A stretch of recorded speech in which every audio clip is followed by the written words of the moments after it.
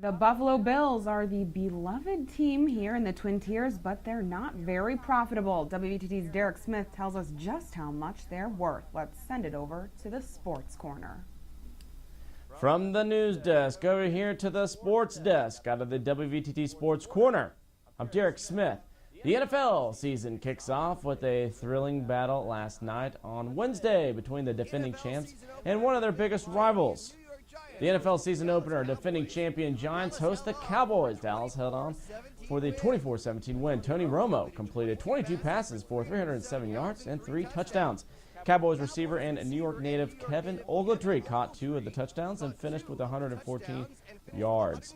Side note to the game, replacement officials called the game. The regular officials in the league have not yet come to an agreement on the new CBA coming out of the game last night. The Yankees beat the Rays 6-4 to snap a 3-game losing streak. Russell Martin made the most noise. He went 2 for 4 with 3 RBIs. The Yankees scored a couple more runs on an Elliott Johnson throwing error. Next up for the New York, a huge 4-game series with the Orioles. Well, the Buffalo Bills owner, Ralph Wilson, was hospitalized last week for unknown reasons. As of Tuesday, he is listed in good condition. In the past recent years, however, the 93-year-old's health has been dwindling along with the team's rating, which is 29 out of 32 for the most valuable national football teams, according to Forbes magazine. Rumors are spreading about the possibility of the Bills franchise leaving the city of Buffalo when Wilson dies. The season opener with the Bills is on Sunday against the New York Jets. Well, an inspiring U.S. war veteran wins gold in the Paralympic Games in London, and he didn't waste any time between his injury and the training for games. Eric McLaughlin has this for the story. September 7th, 2011, Kandahar, Afghanistan. An improvised explosive device, or IED, detonates, injuring 2 Afghan soldiers. 28-year-old Navy Lieutenant Bradley Snyder is on patrol in the area. He is 5 months into a 10-month tour as an explosive ordnance officer. He had already served 6 months in Iraq. As Snyder arrives to help evacuate the injured, a second IED explodes 4 feet in front of his face.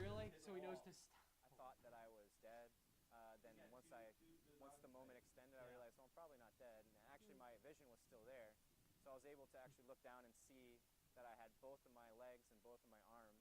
And so I started to have a lot of optimism early on that the injury maybe was not as extensive as I had, potentially seen in others. But Snyder would never see again.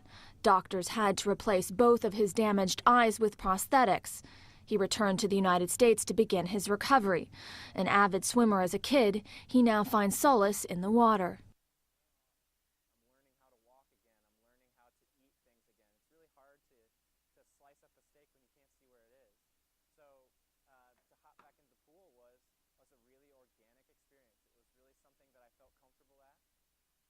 What began as a way to cope with his blindness soon became a mission: to swim at the Paralympics in London.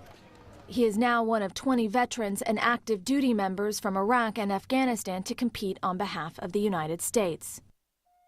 What are some of the challenges of swimming without sight? Physically, I'm not really detrimented at all, and my stroke is very much the same as it was when I was a sighted swimmer. But my biggest challenge is to kind of doctor my technique so that I stay out of the lane line. And if I can stay crash free, I'm pretty quick.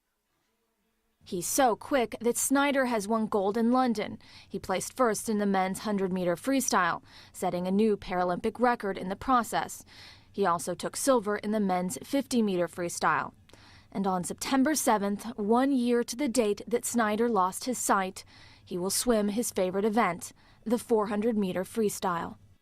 I understand you're going to be competing in 7 events? That's correct. Do you aim to be the Michael Phelps of the Paralympics? I aim to be the Brad Snyder of the Paralympics. What I hope to do is utilize the Paralympics as a platform to inspire other military members and to inspire others with disabilities to get out there and pursue success in other avenues. Life happens. A lot of tough stuff happens. But a favorite quote of mine from a friend I lost in Iraq was, "Tough times don't last, but tough people do." I think that hopefully this story shows people that there's no reason that they can't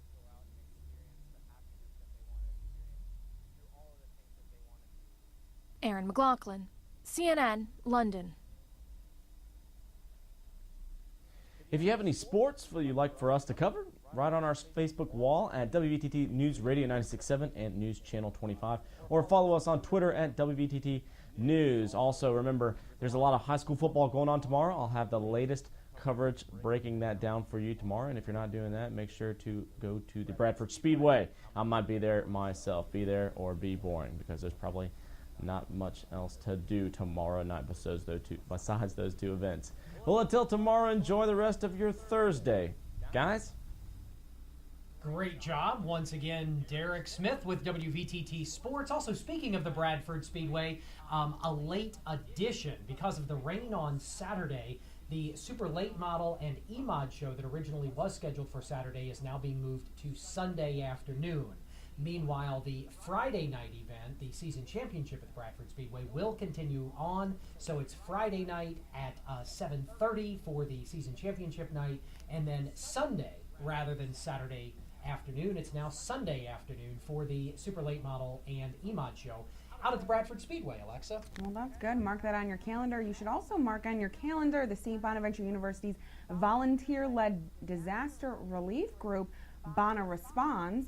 It's planning its first blanket making and collection day on Saturday, September 29th.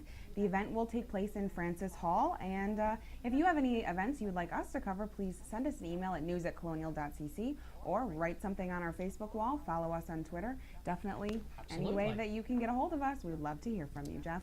Thank you, Alexa. Finally in the news tonight, ducklings that dodge traffic. A mad moose charges a man with a video camera, and a public pool for pups. Say that 3 times fast. The video that has you talking coming up now, and take a look at this.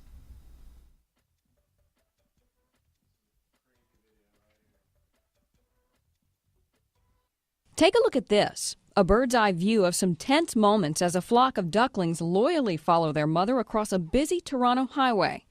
As cars and trucks whiz by, the chicks get blown around a bit, but they unfailingly continue their trek forward. Somehow, the lucky duck and her little ones make it across with just a few ruffled feathers. A moose suspected of suffering from a parasite was captured on camera charging a homeowner in Vermont. Brent Olson was trying to chase the animal away from his vehicle, and he brought his video camera along. The situation quickly got frightening,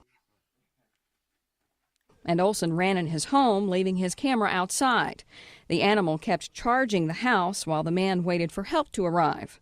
Wildlife officials determined the moose was exhibiting signs of brain worm and had to be put down. This public pool in Alberta, Canada, has really gone to the dogs. Pets were invited to take a dip Tuesday as part of an event to raise money for an animal rescue society. The pool was about to close for the fall, so the dogs were the last swimmers of the season. For Take a Look at This, I'm April Williams.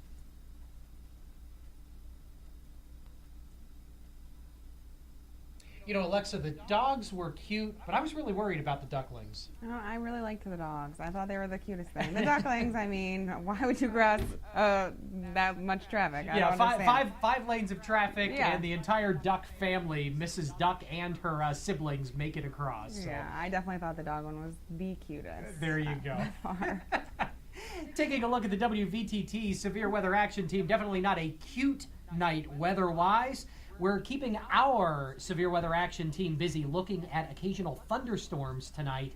In fact, the National Weather Service has issued a severe thunderstorm watch. Now, that is in effect through 9 o'clock tonight for both Cattaraugus and Allegheny counties. Once again, that severe thunderstorm watch in effect through 9 o'clock tonight. Low temperature tonight, 58 degrees. During the daytime tomorrow on Friday, mostly sunny skies with a high of 81. A great night out at the Bradford Speedway. During the daytime on Saturday, and this is the reason for the cancellation of the Saturday events out at the racetrack, scattered thunderstorms, high temperature 65 degrees, a greater than 50% chance of rain on Saturday. Back to Sunday, where it's looking okay, 64 degrees, and then scattered showers on Monday. Monday's high temperature 66.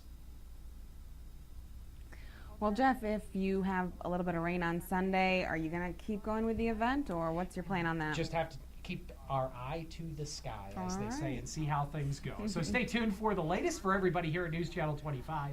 I'm Jeff Angelonis. And I'm Alexa Olson. Thanks for watching and have a great night.